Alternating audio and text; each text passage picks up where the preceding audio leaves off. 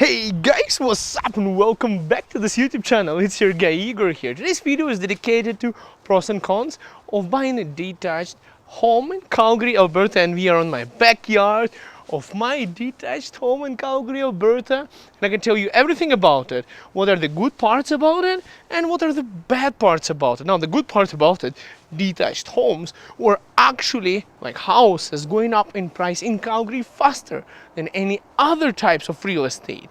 Better than townhomes, better than apartments, better than duplexes, semi-detached or anything detached like this one behind me in my backyard. It doesn't matter the age, still went better in price than anything else. Now guys, I'm just going to make sure the car is closed because you know what, oh, in a detached home there's lots of pros. First of all guys, I was just making a video yesterday for you right over here comparing my new RAV4 that I just purchased, and I just make sure the door is locked because I have my laptop on the inside. And even though Calgary is really safe, you want to make sure you get to have one of these houses that are detached. You have your own garage.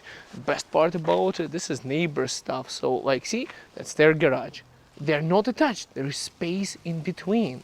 There is privacy. So what I love about detached homes, the most important part is, well, look at this. That's another neighbor's place over there. It's privacy. Look, we have all this fence, all the space in between. This is ours. This is mine. This is our family's. And also have nice doors like this one. I have a backyard. I can pull out the string so my kid cannot get through it. To escape, I can literally lock in my kid. Now I have two kids on the backyard and they're not going anywhere. They've been running around and things like that on my own backyard. So biggest thing about is having your own land, your own lot, your own backyard. Also, if you go for an older home like mine, look at this. I don't have 6 neighbors like other ones. I have a back alley behind. I love this kind of homes because there is a separation from the neighbor. I can make videos. My neighbors, for example, they put a gazebo over there. There is a privacy for them, privacy for me. Now, these are the most and best part about it is, first of all, went up in price. Secondly, all the privacy you got. Then, negative part about it, look at all of those leaves and all of the maintenance I have to do. But hey, this is a type of a meditation for summer that relieves your stress and makes you feel involved in nature. So for some people it's like, I don't want to have this. I would live in a condo, so that's a negative part. For me, like when I'm stressed out, I go here, I start cleaning this stuff up, and I plant the flowers, they start blossoming, and I'm like, whoo, I feel like a gardener. I feel like nature is around here. So it's a bad and it's a good thing. It's a good thing for people like me and my wife, and it's a bad thing for some of my clients that I have. I bought property for them. They're like, I wish I could just concrete everything. And I was like, well, that's definitely not a good idea. Might decrease the value of your property, but they don't like having anything green. So for those guys, maybe condo would be better. But anyhow, so let's go ahead. I want to show you some more. So first of all is the privacy. Now the negative part as well, you see on this side I have better neighbor. So on this side the fence is newer. On that side, I don't know what the hell happened. I actually had to put a couple of pieces of wood there so that fence doesn't fall apart.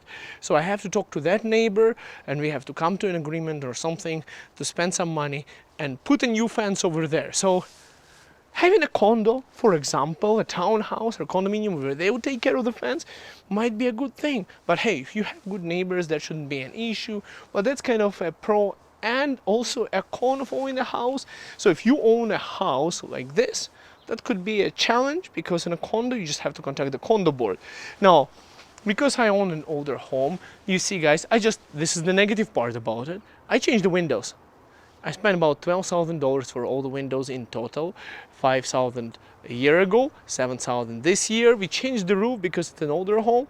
We spent roughly $10,000. So the windows are quite expensive. Maintenance, I put a new door over here. But the best part, so that's the negative part, it's a con, but the good part about it, you see that little sticker over there? That's the city of Calgary. That's a legal basement suite. I have an Airbnb and I'm going to make $1,200 for the next 2 weeks from the basement. We're a family from Hong Kong staying there here. They're just visiting as tourists to Canada and they are paid for my mortgage. So can you do that in a condo? lots of condos don't allow you to have this kind of incomes. So in order for you to have a legal basement like this, there are a couple of things to consider.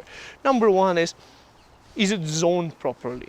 Okay, if it's not zoned properly to have a secondary suite, let me tell you how it works quickly. So there's a couple of options to have. You can only have one secondary suite in Calgary. Guys, I'm telling you all of this because not only that I'm the homeowner, I'm also a realtor with eXp Realty in Calgary, Alberta, and I helped a lot of people purchase homes. My contacts are in the description of this video. So here's the garage. You see, some people do is they would build up on the garage. They would make what's that hole called? What's the English word for that house? So basically, you can have an ensuite on top of the garage. I forgot the proper term for it, but anyways, you can have a secondary suite on top of your garage, and it can be registered. Or you can have one in the basement, like I do, for example.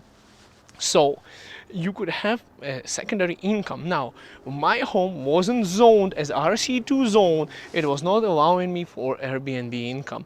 So I had to rezone it. So let me go ahead in front of the house. I'll show you. So yeah, we literally had to go to the front of the house, and they had to put a special sign for the neighbors to vote. So it's a development permit that I had to obtain, which was free because there was an illegal basement suite. When I purchased the home and I made it legalized, they put a sign right there. The neighbors came and voted. At some point, I'll be honest with you, I was like, why the hell is every neighbor come and look at that sign? I was about to park my car in front of it so they don't see it when they're driving by, because they would stop and they would look and oh, there is a sign. I was like, oh my God, too many people seeing it. I don't know if I'm going to get it approved or not. Is there zoning going to be allowed? But they did get approved, so I have a legal basement suite. Another part about you have all this land that is yours. So again, you have your own space in front of the house. And yes, we do have some wild deer coming from Fish Creek Provincial Park, not far away from here.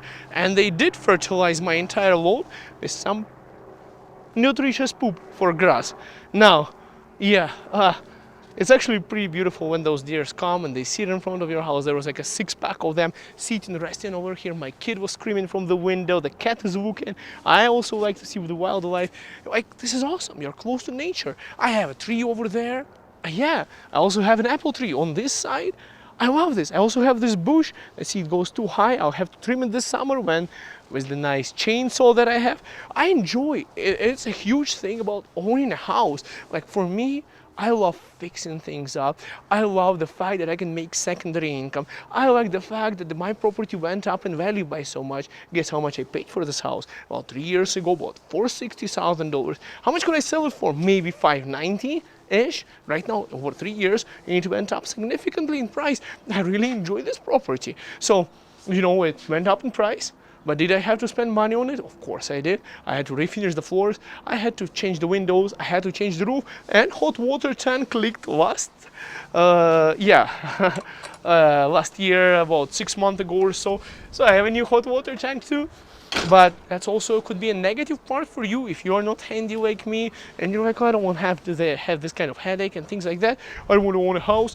Then it can be a negative part for people who don't want to do any of this. What's the other positive part? Well, besides having your own space, I'm thinking of putting a hot tub over there. Of course, I have to check with the city and everything. Like when you're doing anything major, you have to make sure you have the permits for everything. So you have permission from the city. So like you have a lot of privacy. You own a house that goes up in value by a lot. You have the privacy, you have your own, like I could put a playground over here if I wanted to for my kid. So there's so many things to do because this is my land, this is my place, this is my house. And that things you cannot do if it was a condominium, it was an apartment, or it was a townhouse that is part of a condominium board. So like townhouses, apartments, some houses are also condos, but I prefer fee simple like this one. You have your own ownership of the land and the only thing you talk to is the city and you don't have to deal with the condo board. The negative part about it, I went for a vacation and I had to arrange somebody to come and see the property continuously. First of all, I had to hire a guy to come and clean my snow. I was in India for 3 months. So who's going to come clean the snow? If somebody falls, gets injured, so it's your property, it's your responsibility. That's a negative thing. It's an extra expense. Insurance companies don't like it. I had to call an insurance because they were like, you have to have somebody come in and check in on your property while you're away. So that's another headache. If it was an apartment, I used to live in an apartment. I have an apartment. I'm renting it out right now. So that's kind of a good thing. You lock it up and you're gone. The condo board cleans the snow. You don't have to worry about nothing here. You have to make sure it's clean. You have to make sure somebody is looking at it. You make sure the house is still there when you're back.